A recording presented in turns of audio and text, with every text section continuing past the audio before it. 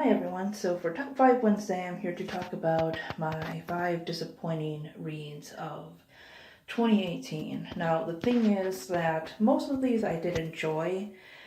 They just didn't live up to what I thought they were going to be, and I don't know, I just kind of expected more out of them. So I'm not really going in any kind of order here, but the first one I'm going to talk about is All American Girl by Meg Cabot. I really think Meg Cabot is one of those people where I like the concept of her books more than the actual books.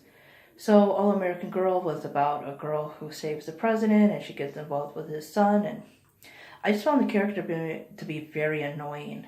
She was obsessed with her sister's boyfriend. There was nothing that pointed to why. The guy was pretty much a jerk. Just her infatuation with this guy. It was, I know it's young adult, but it was just so, it was like almost insulting to young adults. And, the concept seems interesting. But the book was just, oh my god, no. The next one is Messenger, which is the third in the Giver Quartet. And I love the series altogether and everything, and I did enjoy the book. It didn't feel as memorable as some of the other ones. So it wasn't too bad, it just wasn't the greatest. It's not my favorite.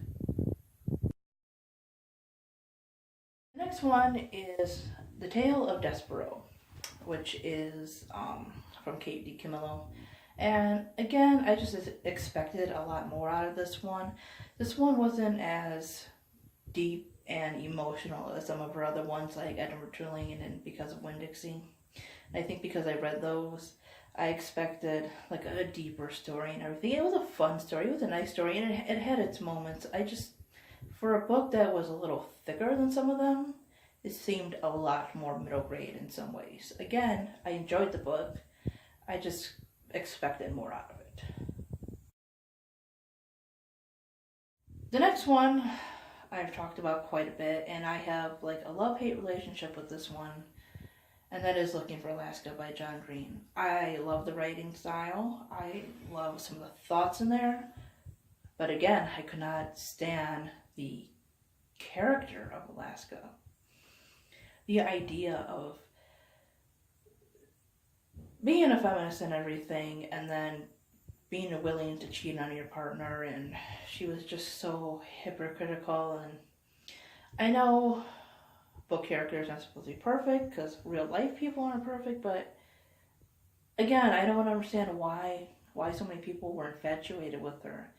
Like she's the only girl who reads poetry and smokes and drinks and is a rebel and all this other stuff, like in the entire school.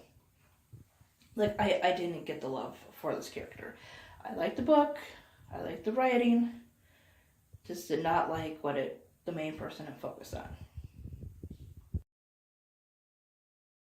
And at number 1, I enjoyed the book, and like I said, I think it might make a cool movie and everything, but I was kind of expecting more out of Legend by Marie Lu.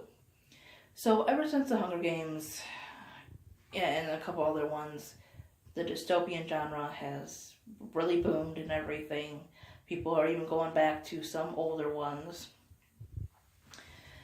But after I read that book, I kind of expected more, and when I go at least to the young adult version of dystopians, I'm kind of disappointed. Because I don't know, the characters, I don't know if they make me feel as much as that one book did.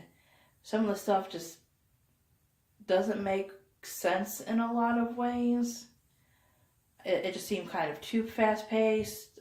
There was an insta-love kind of thing. It's not horrible. And I'm going to read the next 2 books. I just kind of expected more. Like I did out of all these other books. Like, it had the potential to be like a really good dystopian, but I think it focused a little too much on some of the YA tropes. Anyways, that's my video. hope you guys enjoy. See you next time. Bye-bye.